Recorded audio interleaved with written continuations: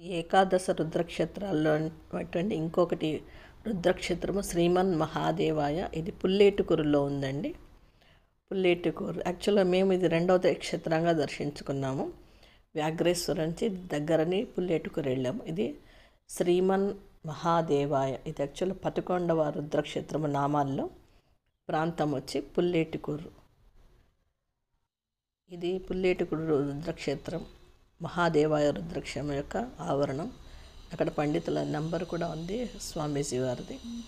ఇది టెంపుల్లోని మూల విరాట్ అమ్మవారితో కలిపి బాలా త్రిపుర సుందరితో కలిపినటువంటి మహాదేవుడి రుద్ర రూపము. ఇది యాక్చువల్గా 11వ రుద్ర రూపం కింద వస్తుంది. నామాలలో 11వది. మేము ఆర్డర్లో ఇది రెండవ దాని కింద దర్శించుకున్నాము, రూట్ వీలుగా ఉందని. సో ఇక్కడ స్వామివారు అమ్మవారితో బాలా త్రిపుర సుందరి దేవితో కలిసి ఉన్నటువంటి క్షేత్రం, కొంచెం చిన్న క్షేత్రం ఇది. ఇందాక మూల విరాట్ చూసాము. ఇక్కడ బయట మనకి శివపార్వతులు ఉన్నారు. సో గుడి కొంచెం పాతగా ఉన్నది. ఇక్కడి నుంచి మనకి ఆవరణ మొత్తం ఇలా ఉంటుంది.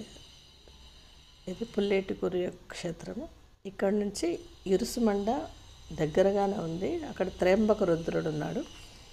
3వ రూపమైన మన రుద్రనామంలో 3వ నామము త్రయంబకాయ. ఈ త్రయంబకాయ ఇరుసుమండ క్షేత్రంలో ఉంది.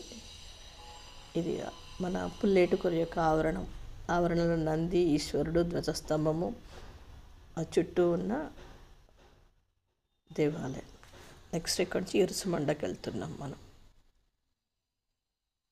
వ్యాఘ్రేశ్వరము, పెదపూడి, ఇరుసుమండ, వక్కలంక, నేదనూరు, ముక్కామల, మొసళ్ళపల్లి, పాలుగుమ్మి, గంగలకుర్రు అగ్రహారము, గంగలకుర్రు, పుల్లేటుకూరు. పుల్లేటుకూరు అనేది చిట్ట చివరిది 11వ క్షేత్రం ఇది.